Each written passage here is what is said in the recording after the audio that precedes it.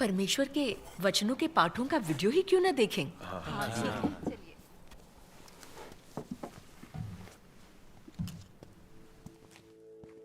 परमेश्वर के विरुद्ध मनुष्य के विरोध और उसकी विद्रोहशीलता का स्रोत शैतान के द्वारा उसकी भ्रष्टता है, क्योंकि वह शैतान के द्वारा भ्रष्ट कर दिया गया है। मनुष्य का सद्विवेक सुन्न हो गया है, वह अनैतिक है, उसके विचार पतित हैं और उसके पास एक पिछड़ा मानसिक दृष्टिकोण है। शैतान के द्वारा भ्रष्ट होने से पहले मनुष्य स्वाभाविक रूप से परमेश्वर का अनुसरण करता था और उसके वचनों का आज्ञा पालन करता था। वह स्वाभाविक रूप से सही समझ और सद्विवेक का था और सामान्य मानवता का था। शैतान के द्वारा भ्रष्ट होने के बाद उसकी मूल समझ, सद्विवेक और मानवता मंदी हो गई और शैतान के द्वारा खराब हो गई। इस प्रकार उसने परमेश्वर के प्रति अपनी आज्ञाकारिता और प्रेम को खो दिया है। मनुष्य की समझ धर्म पथ से हट गई है। उसका स्वभाव एक जानवर के समान हो गया है और परमेश्वर के प्रति उसकी विद्रोहशीलता और भी अधिक लगातार और गंभीर हो गई है। अभी तक मनुष्य इसे न तो जानता है और न ही पहचानता है और केवल आंख बंद करके विरोध और विद्रोह करता है। मनुष्य अपनी बुराई और कुरूपता के प्रभाव के अधीन जीवित रहता है। मनुष्य सच्चाई या पवित्र वातावरण की दुनिया में बड़ा नहीं होता है और इसके अलावा प्रकाश में नहीं रहता है।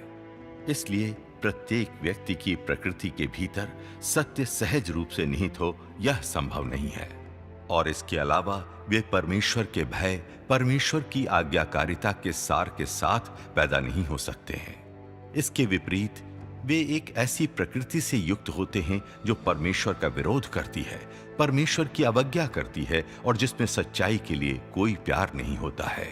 यही प्रकृति वह समस्या है जिसके बारे में मैं बात करना चाहता हूं, विश्वासघात।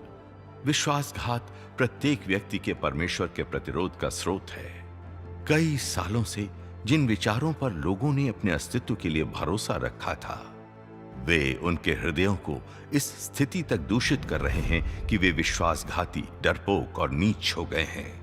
न केवल उनमें इच्छा शक्ति और संकल्प का अभाव है, बल्कि वे लालची, अभिमानी और स्वेच्छाचारी भी बन गए हैं। उनमें ऐसे किसी भी संकल्प का सर्वथा अभाव है जो स्वयं को ऊंचा उठाता हो, और इससे भी ज्यादा उनमें इन अंधेरे प्रभावों की बाध्यताओं से पीछा छुड़ाने की लेश मात्र भी हिम्मत नहीं है। लोगों के विचार और जीवन सड़े हुए हैं। परमेश्वर पर विश्वास करने के बारे में उनके दृष्टिकोण अभी असहनीय रूप से कुरूप है और यहां तक कि जब लोग परमेश्वर में विश्वास के बारे में अपने दृष्टिकोण की बात करते हैं तो इससे सुनना मात्र ही असहनीय है। सभी लोग कायर, अक्षम, नीच और दुर्बल हैं। वे अंधेरे की शक्तियों के लिए गुस्सा महसूस नहीं करते हैं और वे प्रकाश और सत्य के लिए प्यार महसूस नहीं करते हैं। इसके बजाय वे उन्हें बाहर निकालने का अधिकतम प्रयास करते हैं। तुम लोगों के प्रयास में तुम लोगों की बहुत सी व्यक्तिगत अवधारणाएं, आशाएं और भविष्य होते हैं। वर्तमान कार्य तुम लोगों की हैसियत की अभिलाषा और तुम्हारी अनावश्यक अभिलाषाओं से निपटने के लिए है। आशाएं, हैसियत की अभिलाषा और अवधारणाएं सभी शैतानी स्वभाव के उत्कृष्ट निरूपण हैं। लोगों के हृदयों में ये चीजें विद्यमान हैं। इसका कारण पूरी तरह से यह है कि शैतान का विष हमेशा लोगों के विचारों को दूषित कर रहा है और लोग शैतान के इन प्रलोभनों से पीछा छुड़ाने में हमेशा असमर्थ हैं।